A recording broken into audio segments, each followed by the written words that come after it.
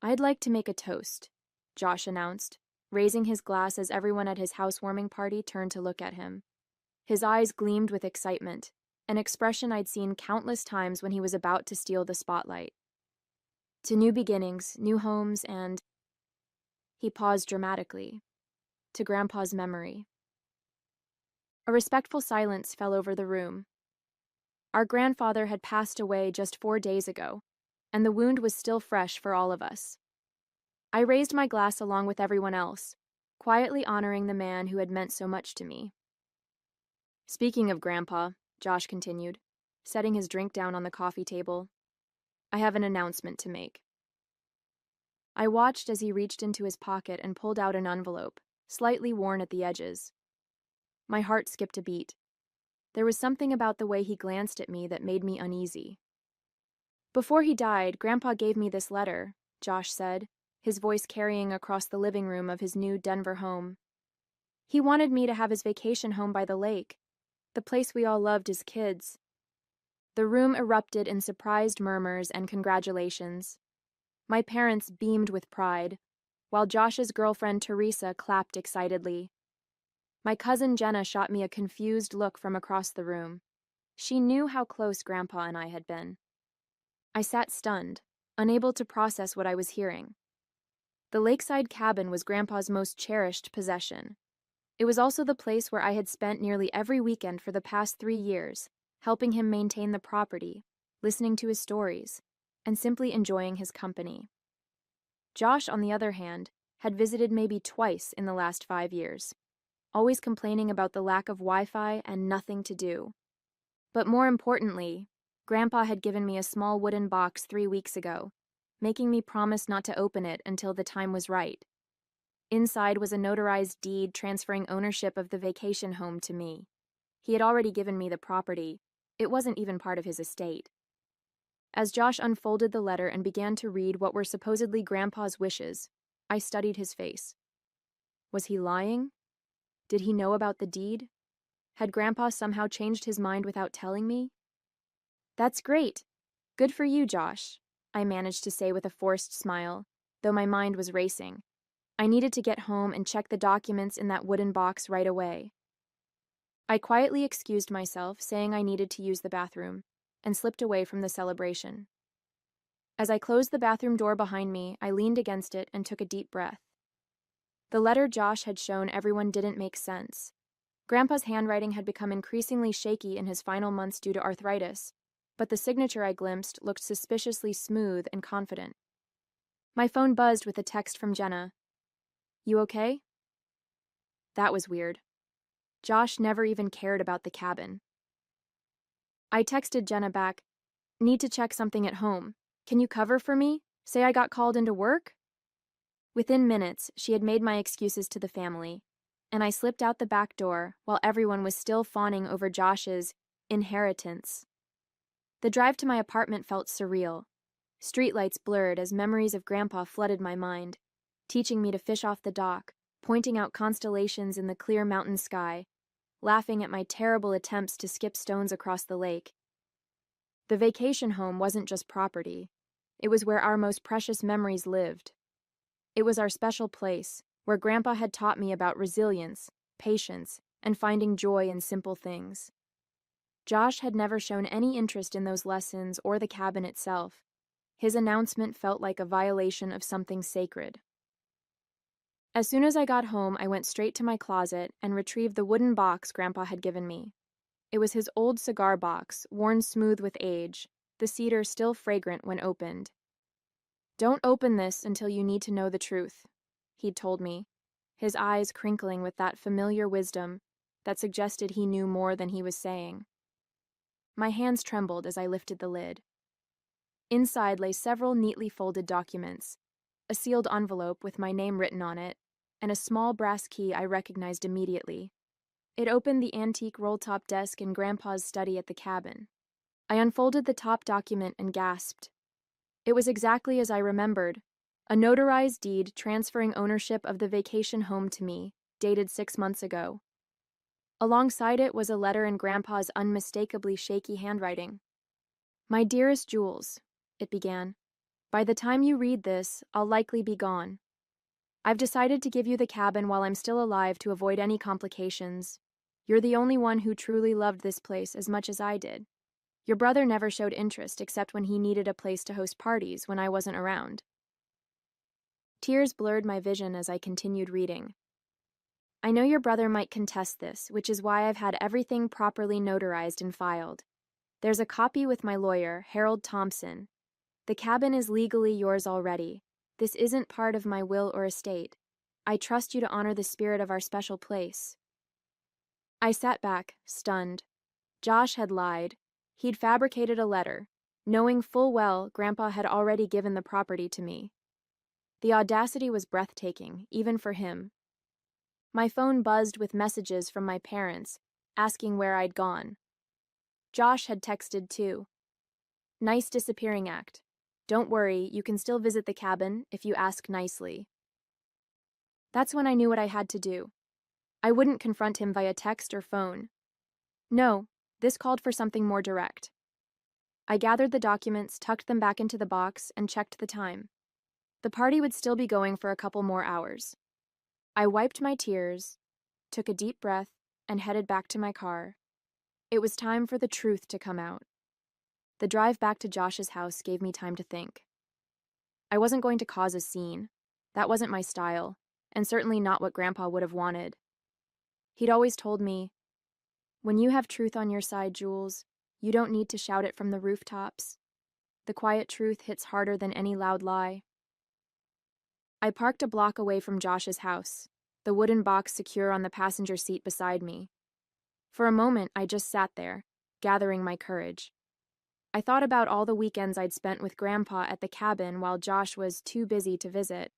I remembered how Grandpa's face would light up when I arrived, how we'd spend hours talking about everything and nothing on the porch swing. "What would you do, Grandpa?" I whispered, running my fingers over the box's smooth surface. The answer came almost immediately in my mind. The right thing, with grace. I decided not to go back into the party right away. Instead, I texted Jenna. "How many people are still there?" She replied quickly, "Just family now. Most guests left after dinner." "You coming back?" This was perfect. I didn't want a crowd for what I needed to do. I took the box and walked the short distance to Josh's front door. When I knocked, it was Josh himself who answered, his expression shifting from surprise to wariness. "Work emergency over already?"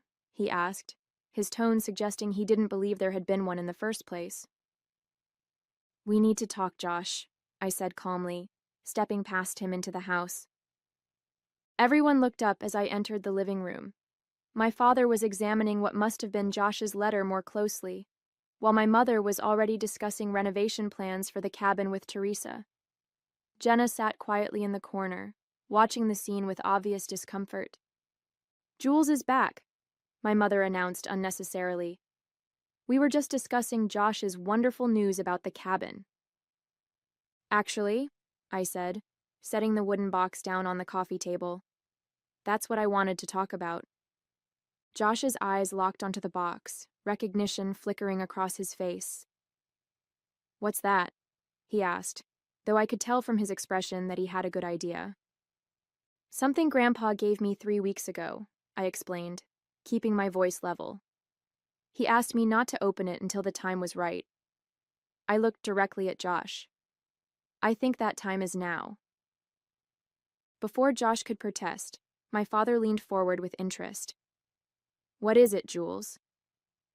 I opened the box and carefully removed the notarized deed and Grandpa's letter. 6 months ago, Grandpa legally transferred ownership of the vacation home to me, I said, laying the documents on the table for everyone to see. "It's already mine. It's not part of his estate or will." The room fell silent. My mother's mouth dropped open, while my father picked up the deed with a furrowed brow. Josh stood frozen, his face draining of color. "This is notarized," my father confirmed, examining the document. "And this is definitely your grandfather's signature." "That's impossible," Josh finally sputtered. "Grandpa gave me the letter. He wanted me to have the cabin." "May I see that letter again?" I asked, extending my hand toward my father. He handed it over, and I placed it side by side with Grandpa's handwritten letter from my box.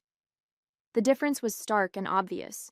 The handwriting on Josh's letter was an attempt at imitation, but it lacked the telltale shakiness caused by Grandpa's arthritis. The signature was too perfect, too controlled. "Josh," my mother said slowly, her voice barely above a whisper, "did you forge this letter?" His silence was answer enough. Josh's silence stretched uncomfortably before he finally broke it, his voice a mixture of defiance and desperation. "You don't understand. It's not fair that she gets everything." "Everything?" I echoed, genuinely confused. "What are you talking about?" "You were always Grandpa's favorite," Josh said, his words rushing out like water through a broken dam. "Always visiting him, always helping him, always the perfect grandchild. The rest of us barely got a look in." My father cleared his throat, clearly uncomfortable with the direction the conversation had taken. "Josh, regardless of how you feel, forging your grandfather's signature is serious." "Let me see those," my mother interjected, reaching for both letters. She compared them side by side, her expression shifting from disbelief to disappointment. "Oh, Josh," she sighed, "how could you do this?" Teresa slowly stood up, her face pale. "I think I should go," she murmured, avoiding Josh's pleading look as she gathered her purse and headed for the door. "Wait, Teresa, this isn't what it looks like," Josh called after her, but she was already gone, the front door closing firmly behind her.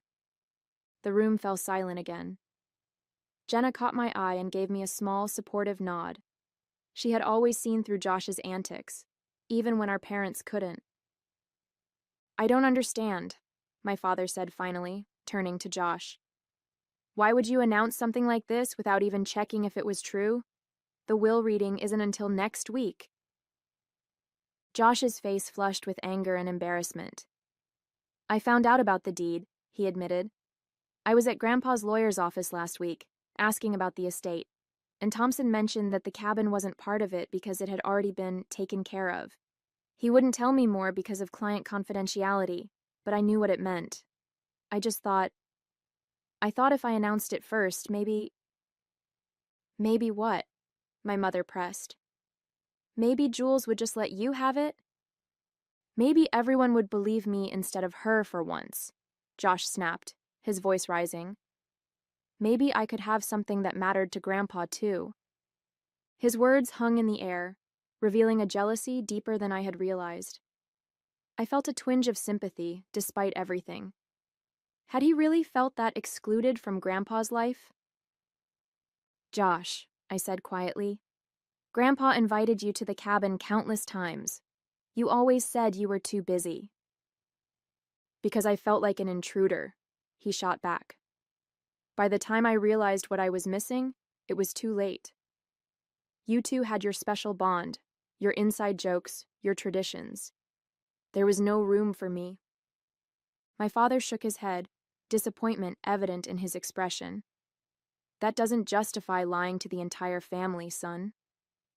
Josh slumped into a chair, the fight seemingly draining out of him. "So what happens now?" he asked, not looking at any of us. "You've made your point, Jules. You win." "This isn't about winning," I said, thinking of Grandpa and what he would want in this moment. Despite Josh's deception, he was still my brother, and Grandpa had loved him too, in his own way. I reached back into the wooden box and pulled out something I hadn't mentioned yet, a sealed envelope with Josh's name on it, written in Grandpa's distinctive handwriting. "He left something for you too," I said, holding it out to my brother. Josh looked up, suspicion and hope warring in his expression. "What is it?" "I don't know," I admitted honestly. "Grandpa told me not to open anything that wasn't addressed to me." After a moment's hesitation, Josh took the envelope and carefully opened it. As he read the contents, his expression shifted from defensive to shocked, and finally to something that looked like genuine remorse. "He knew," Josh said finally, his voice barely above a whisper. "He knew I might try to claim the cabin." My mother moved to sit beside him.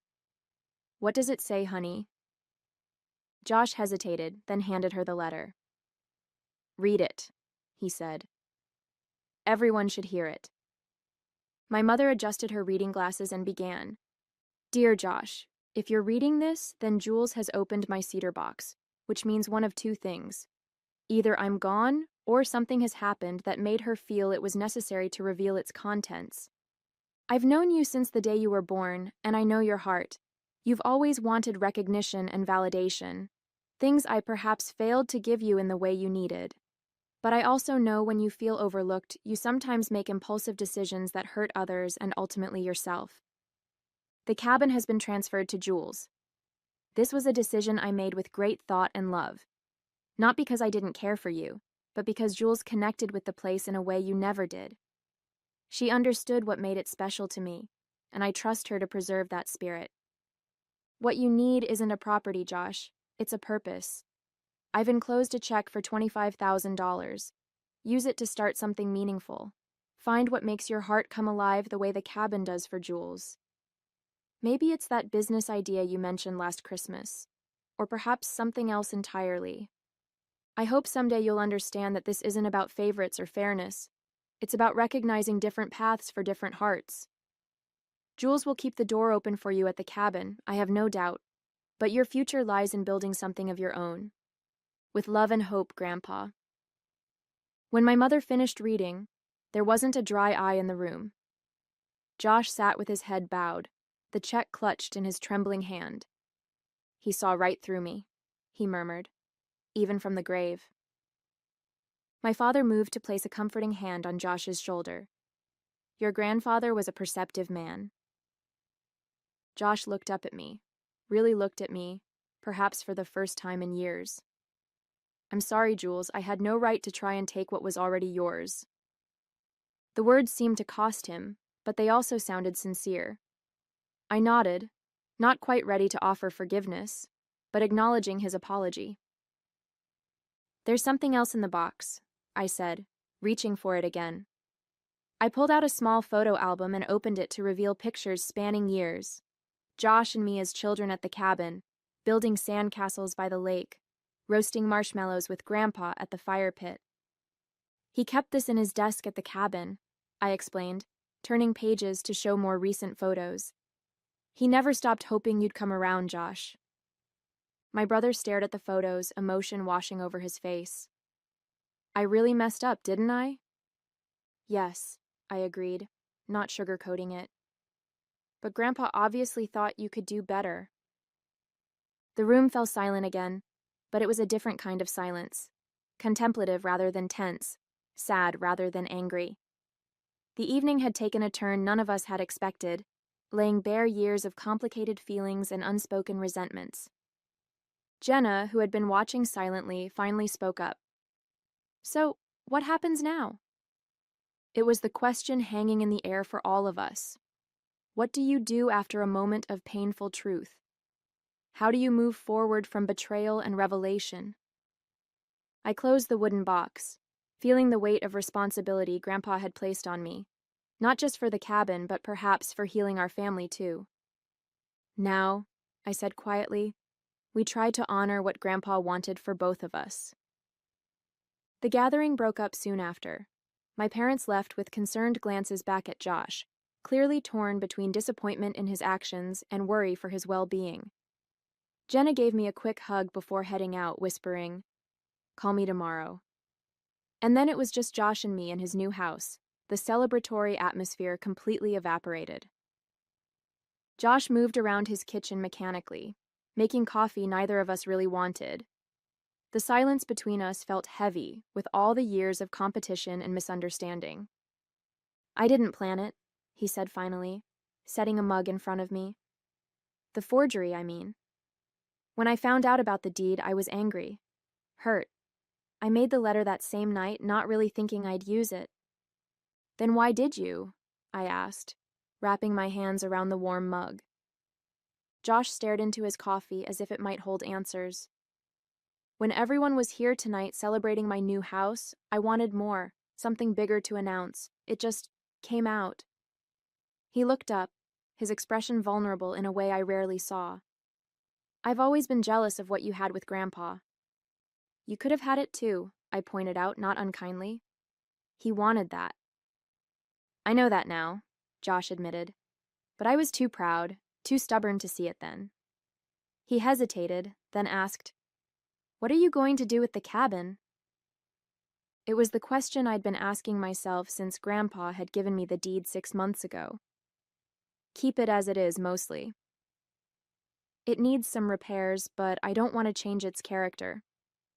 Josh nodded, looking relieved. That's good. It should stay the way Grandpa loved it. I studied my brother, this person I'd grown up with but sometimes felt I barely knew. You're welcome there, you know, anytime. His eyes widened slightly in surprise. Even after what I did? The cabin was meant to bring family together, not drive us apart, I said, echoing what I believed Grandpa would have wanted. That doesn't mean I'm not still angry, or that I trust you completely right now, but the door is open. Josh seemed to understand the qualified olive branch for what it was.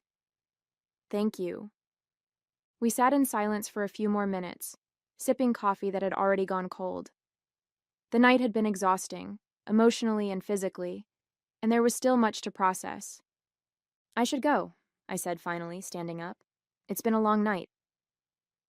Josh walked me to the door. Before I left, he asked, "Do you think Grandpa knew this would happen? The showdown over the cabin?" I thought about the careful preparation Grandpa had made, the notarized deed, the separate letters, his instructions to me about when to open the box. I think he hoped it wouldn't, I answered honestly. But he was prepared in case it did. Josh shook his head, a rueful smile on his face. He always was 3 steps ahead of everyone else. That he was, I agreed. As I drove home, the wooden box secure on the seat beside me once more, I felt a curious mixture of emotions, sadness for the pain of the evening, relief that the truth was out, and a tentative hope that maybe, just maybe, this could be a turning point for Josh and me. The cabin keys felt heavy in my pocket, not just metal, but the weight of responsibility and memory. Grandpa had trusted me with something precious, and I intended to honor that trust. But maybe there was room for Josh in that picture too, if he was willing to meet me halfway. Tomorrow I decided I would drive up to the cabin, sit on the porch swing, watch the light change over the water, and perhaps feel Grandpa's presence one more time, guiding us toward healing, even in his absence. The cabin looked exactly as I remembered it. Weathered cedar siding, emerald green shutters, and the wide porch that wrapped around 3 sides of the structure. As I pulled into the gravel driveway, the early morning sun cast long shadows through the pines, creating patterns across the ground that seemed to welcome me home. I sat in my car for a moment, taking it all in. This was mine now. Not just a building or a piece of property, but a sanctuary filled with memories and whispers of the past. I could almost see Grandpa in his favorite rocking chair, baseball cap pulled low over his eyes as he dozed in the afternoon light. The cabin key slid into the lock with a familiar resistance. You had to jiggle it just right, a quirk Grandpa had refused to fix because he claimed it kept out the riffraff. Inside, everything was just as he'd left it. Books stacked on the side table, fishing gear organized meticulously in the corner, the faint scent of pipe tobacco lingering in the air despite his doctor's orders to quit smoking years ago. I moved through the rooms slowly, trailing my fingers along furniture that had been in our family for generations.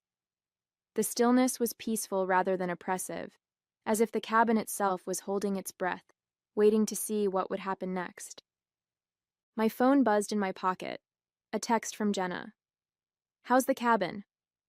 Your mom called me this morning. Josh is a wreck."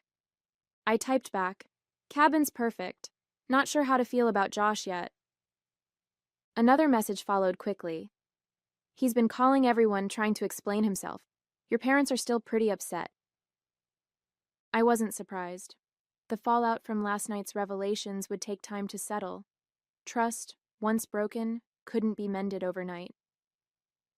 Setting my phone aside, I walked to the large picture window overlooking the lake. The water sparkled in the morning light, serene and unchanging despite the human drama unfolding around it. "I'm here, Grandpa," I whispered to the empty room. "I'll take good care of it, I promise." 3 weeks passed before Josh reached out. His text was simple. "Can we talk? At the cabin, maybe?" I deliberated for a day before responding with a time and date. Part of me wasn't ready to share this space with him yet, but Grandpa's voice kept echoing in my mind. "Holding grudges makes the heart heavy, Jules. Sometimes forgiveness is more for you than for them." When Josh's car pulled up the following Saturday, I was sitting on the porch swing, nursing a cup of coffee. He approached slowly, looking more subdued than I'd seen him in years. "This place hasn't changed at all," he said, glancing around. "That's the idea," I replied, gesturing to the chair across from me. He sat down, fingers drumming nervously on his knees. "I've been thinking about what to say for weeks, but everything sounds inadequate." "Try anyway," I suggested, neither cold nor particularly warm. Josh took a deep breath. "I'm sorry, not just for the forgery, but for everything.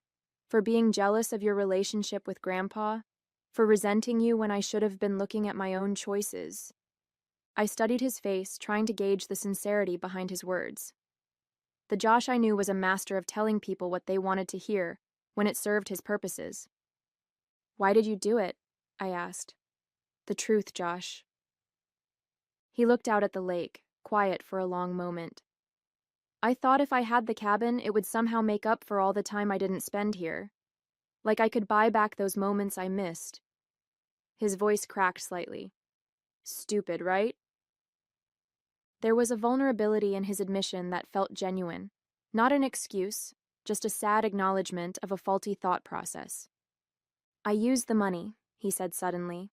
"Grandpa's check." "For what?" "I enrolled in that woodworking course Grandpa was always telling me to try. The one I was too busy for." He gave a self-deprecating laugh. "Turns out I'm terrible at it, but I'm going to stick with it." He was right. It's calming, being focused on creating something with your hands. It was a small thing, but significant coming from Josh, who had always been too impatient for such pursuits. "He would have liked that," I said quietly. We sat in silence for a while, listening to the gentle lapping of water against the shore and the distant call of birds. It was the same peaceful soundtrack that had accompanied countless conversations between Grandpa and me over the years. "I have something to show you," I said finally, standing up. Josh followed me inside to Grandpa's study, where the antique roll-top desk stood in the corner, bathed in morning light. I used the brass key from the wooden box to unlock it, revealing neatly organized compartments filled with papers, letters, and small mementos. "Grandpa kept everything," I explained, pulling out a folder marked Josh. Inside were newspaper clippings of Josh's high school debate championship, photos of his college graduation, and even a printout of the webpage announcing his promotion last year. "He was proud of you," I said softly. "He just showed it differently than you wanted." Josh's fingers trembled slightly as he paged through the collection. I had no idea he kept track of all this. "There's a folder for each family member," I explained. He called it his brag book. Josh looked up, his eyes glistening. "I really messed up, didn't I?" "Yes," I agreed, not sugarcoating it. "But Grandpa believed in second chances, so do I." I pulled out a calendar from my bag and handed it to him. "I've marked weekends when I'll be up here for maintenance and bigger projects. I could use an extra pair of hands, even terrible woodworking ones."